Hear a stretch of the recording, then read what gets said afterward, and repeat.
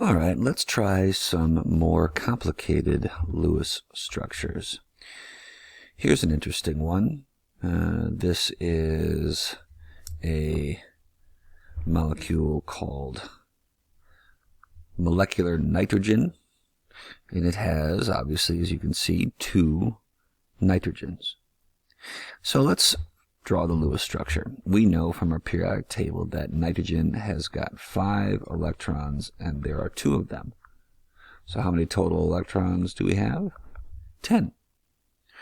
And that's the whole thing. So let's draw our skeleton. We're using a pair of electrons to put the molecule together. Remember, every time we see a line, that's 2 electrons, right? So we've used up 2 electrons in the bonding, and how many do we have left? 8.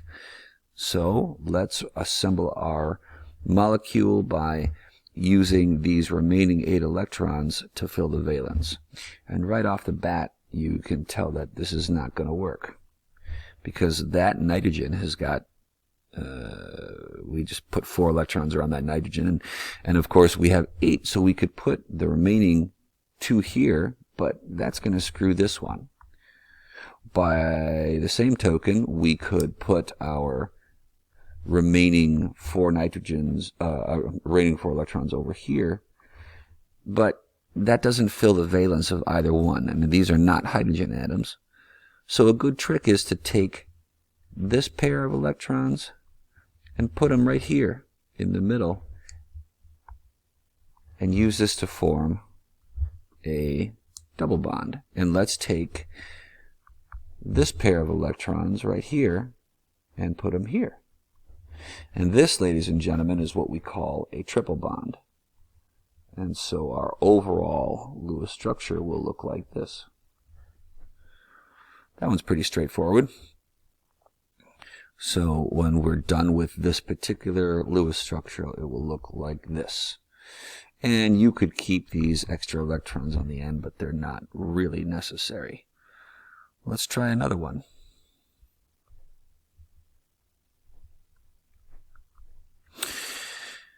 Here's a molecule called sulfur dioxide. So let's try this one. We know that sulfur has got 6 electrons, and there's 1 of them. We know that oxygens each have 6 electrons, and there's 2 of them. So how many total electrons do we have? We've got 6 from the sulfur. We've got 12 from the oxygen, right? Because 2 times 6 is 12, for a total of 18 electrons. Okay, well, let's put this together.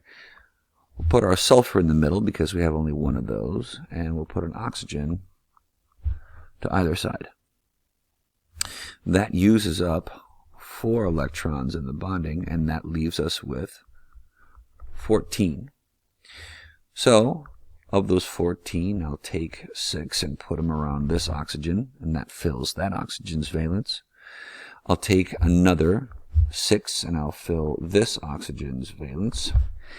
And I've used up 12, and I still have 2 left. So where do we put those? They always go around the center, what we call a lone pair.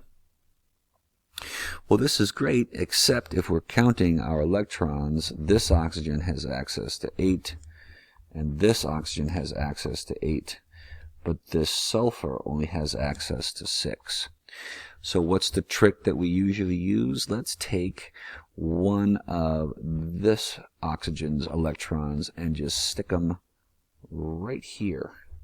And this is what we'll call a double bond. And this is a nice, easy trick. So what's the Lewis structure for this particular molecule? I like to show my lone pairs when it's around the central atom. And a good question that you might ask is, well, where does this double bond go? Does it go on this side or does it go over here? And the answer is that it doesn't matter. You could put it on the other side if you wanted, or you could leave it on that side, but either way is correct. Here's one. This is called a polyatomic ion. And notice that it's got this little -2 here. In this case, that means that this has 2 extra electrons just floating around. So that means that we're going to put 2 extra electrons in our total. So let's add these up. We've got 1 carbon. We know it has 4 electrons, and there's 1 of them. We have 3 oxygens. They each have 6, and there's 3 of them. So that means from the carbon we have 4, from the oxygens we have 18, plus these extra 2 electrons that are in this out here, this extra charge. So how many total electrons do we have? 4 plus 18 is 22, plus 2 is 24 electrons total. So let's draw our Lewis structure. Put the carbon in the middle. I've got 3 oxygens, and I'll just put them nice and neatly all on the outside. And that means that we've used 6 electrons in the bonding, and so we've got 18 left. So with my 18, I'll fill the valence for this oxygen. I'll fill the valence for this oxygen, and I'll fill the valence for this oxygen. If we add these up, this oxygen has got 6, which is nice, or excuse me, has 8, which is nice. This oxygen has got 8, which is nice. And this oxygen has got 8.